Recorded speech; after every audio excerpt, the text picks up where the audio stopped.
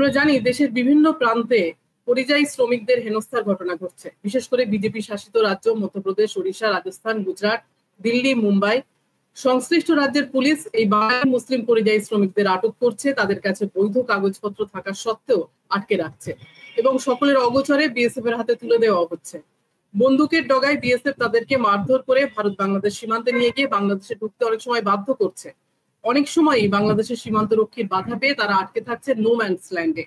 অনেকেই মনে করছেন বাঙালির বিরুদ্ধে এই চক্রান্তের পেছনে রয়েছে সুচিন্তিত পরিকল্পনা, ষড়যন্ত্র। আমরা দেখলাম পরপর বেশ কিছু ঘটনা এবং বৈধ কাগজপত্র দেওয়া সত্ত্বেও এই গরিব পরিযায়ী শ্রমিকদের নানাভাবে হেনস্থা করা হচ্ছে, আটকে রাখা হচ্ছে, মারধর করা হচ্ছে, এরকম ঘটনা ঘটছে। আধার কার্ড, ভোটার কার্ড, অনেক ক্ষেত্রে পাসপোর্ট দেওয়ার পরও সেটা মানা হচ্ছে না। আপনি কি বলবেন, এই যে ঘটনা পরপর ঘটছে এর পেছনে কি কারণ রয়েছে বলে আপনার মনে হয়?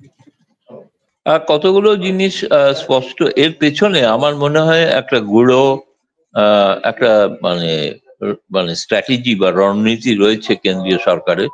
বিশেষ করে যেসব জায়গায় তারা মনে করছেন যে ভোটের অঙ্কে বা ভোটের শক্তিতে জেতা তাদের সম্ভব নয়, সেই সমস্ত জায়গা থেকে কিভাবে এই একটা যে তৈরি করা একটা পরিবেশ বা মহল তৈরি করা।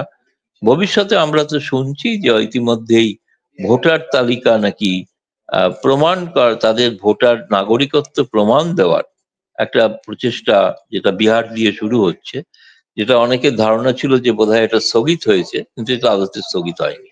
এটা চালু হয়েছে এবং চালু চলছে। এবং শুধুমাত্র খালি সেটা তো বিহারের ক্ষেত্রে যে প্রক্রিয়াটা, এই প্রক্রিয়াটা ভবিষ্যতে কিন্তু আমার আশঙ্কা এটা পশ্চিমবঙ্গের ক্ষেত্রে হতে পারে। সবচেয়ে অদ্ভুত ব্যাপার, তার আগে মানবিক দিক থেকে যেটা বলা দরকার, আমরা খুব বড়াই করে বলে থাকি যে বসুধৈব কুটুম্বকম, অর্থাৎ যারা আসবেন তাদের আমরা অতিথি মনে করি। যদি প্রথম কথা অত্যন্ত গরিব মানুষ, যারা হতদরিদ্র মানুষ, যাদের বেশিরভাগ সময় বন্যা, খরা, মহামারীতে যাদের সব থেকে বেশি ভুগতে হয়, সেই সব মানুষ কি তারা বন্যার সময় তাদের পরিচয়পত্রটা সঙ্গে নিয়ে যাবেন? কিন্তু তাদের দীর্ঘকাল ধরে বসবাস করছেন এখানে। এই সম্প্রতি কেন্দ্রীয় সরকার একটা নতুন একটা প্রক্রিয়া শুরু করেছে, যে প্রক্রিয়াটা খুবই অমানবিক বলে মনে হয়। সেটা হচ্ছে তারা বিভিন্ন এই ধরনের সন্দেহ করছেন তাদেরকে তারা বাংলাদেশে পুশ ইন করছেন, অর্থাৎ জোর করে সীমান্তে সেখানে প্রবেশ করিয়ে দিচ্ছেন।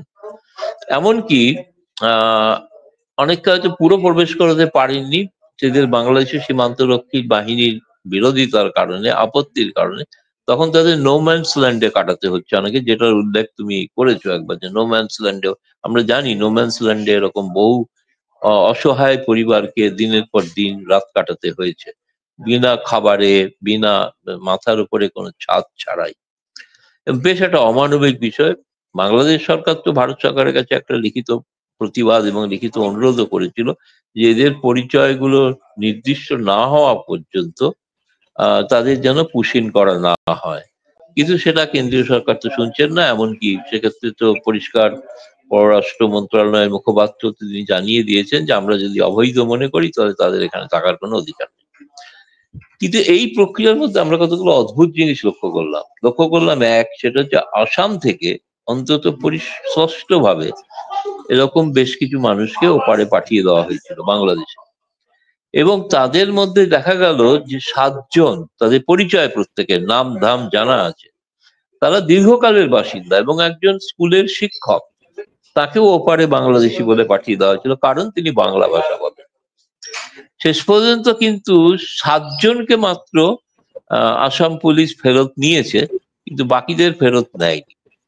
এবং যেটা মহারাষ্ট্রের ক্ষেত্রেও ঘটেছে, যে জিনিসটা আমরা দেখেছি, সেখানেও কিন্তু একই ধরনের পশ্চিমবঙ্গবাসী যারা, এবং তারা যেহেতু বাংলা যারা কাজ করতে যান এবং কাজের জন্য যেখানে যান, তাদেরকে ওপর পুলিশি হামলা চালিয়ে, তারা যেহেতু বাংলা বলেন, অনেকে হয়তো গেছেন ঠিকই মজদুরের কাজে, কিন্তু সেখানে গিয়ে হয়তো সব বাড়ির হয়তো নথিপত্র নিয়েও হয়তো যাননি, কিন্তু উপযুক্ত প্রমাণ দেওয়া সত্ত্বেও তাদেরকে ওই একইভাবে আটক করে একটা অমানবিক প্রক্রিয়ায় তাদেরকে নিয়ে গিয়ে, ভারত সরকার যখন আমেরিকা থেকে ভারতীয়দের হাতে শৃঙ্খল বেঁধে যখন পাঠাচ্ছেন তখন প্রতিবাদ করছেন, কিন্তু নিজের দেশের মানুষকে যেভাবে, যে অন্যায়ভাবে, অমানবিক ভাবে যেভাবে তারা ব্যবহার করছেন, সেটার দুর্ভাগ্যজনকভাবে সেই ধরনের কিন্তু প্রতিবাদ আমরা কিন্তু খুব একটা দেখছি না। পশ্চিমবঙ্গ থেকে কিছু প্রতিবাদ উঠেছে, এটা ঘটনা, কিন্তু বাকি জায়গা থেকে যারা সিভিল রাইট অ্যাক্টিভিস্ট বা যারা মানবাধিকার সংগঠনে কাজ করেন, এদের সকলের সম্মিলিত যে একটা মানে প্রতিবাদ, এটা এখনো কিন্তু দুর্ভাগ্যজনকভাবে দেখিনি। এবং এর আরেকটা কথা বলে আমি প্রথম পর্যায়ে শেষ করি। তুমি জানো যে ছিটমহল বিনিময় হয়েছিল। ছিটমহল বিনিময় 2015 সালের পর এগ্রিমেন্টে সাইন হয়, পার্লামেন্টে অ্যাপ্রুভড হয়, খুব ঢাকঢোল পিটিয়ে বলা হয়, এবং তাদেরকে অনেককেই তোমার হয়তো জানো যে এই নিয়ে দুই দেশের সরকারই বেশ রীতিমতো সন্তোষ প্রকাশ করেছেন। কিন্তু তুমি দেখো, এখন জানতে পারলাম যে সম্প্রতি বেশ কিছু ছিটমহলের বাসিন্দা, তাদেরকেও পুলিশ আটক করেছে, কারণ তারা এখনো নাগরিকত্ব পাননি। এইটা তো পশ্চিমবঙ্গের ক্ষেত্রে, এবং তাদের এটা তো একটা বড় বিষয় যে যারা কিন্তু বাংলাদেশ থেকে এপারে আসার সিদ্ধান্ত নিয়েছিলেন স্বেচ্ছায়, তাদের অনেকেই এখনো নাগরিকত্ব পাননি। অথচ একটা সরকার আইন তৈরি করেছে সিএএ বলে, যেটা হচ্ছে 2014 সাল যা তার কাট অফ ডেট, তারপরে যারা এসছেন বা দেখাবেন প্রমাণ, তাদেরকে কেবলমাত্র হিন্দুদের ক্ষেত্রেই হবে। কিন্তু এরা যে অনেকে এসছেন, এদের অনেকেই মুসলিম ধর্মাবলম্বী, তারা ওপার থেকে চলে এসছেন, তারা ভারতে থাকবেন বলে বা দীর্ঘকাল ধরে এই অঞ্চলে ছিলেন বলে তারা এই অঞ্চলটাকেই বেছে নিয়েছে। তাদেরও আজকে খুব একটা অপরিসীম নিগৃহীত হতে হচ্ছে, খুব দুর্ভাগ্যজনক। শিশু সমেত এরকম বহু ঘটনা ঘটেছে, বেশ কিছু রিপোর্ট হয়েছে, আমি নিজে কিছু রিপোর্ট করেছি এ বিষয়ে, এবং দিল্লিতে আটক হয়েছে তাদের মধ্যে কেউ কেউ, এবং খুবই দুর্ভাগ্যজনক। দিল্লিতে আটক হওয়ার পর আমি জানতে পারি যে এরা ছিটমহলের বাসিন্দা, কুচবিহারের, এবং তারা এখনো নাগরিকত্বই পাননি। তাদের দেওয়ার কথা ছিল, প্রতিশ্রুতি করার কথা ছিল। তাহলে তো তাদের ক্ষেত্রে পুলিশ তো হামলা করবেই। ছিটমহলের যে যারা কাজ করেন, তাদের এই বিষয়ে আমি একটু সতর্ক, মানে তাদের আমি নজর আকর্ষণ করছি। তারা এই ব্যাপারে দীর্ঘ সময় কাজ করেছেন যাতে ছিটমহল বিনিময় হয়, তো তারা এখন কেন নীরব? এটা আমার কাছে একটা প্রশ্ন। সোফিয়া।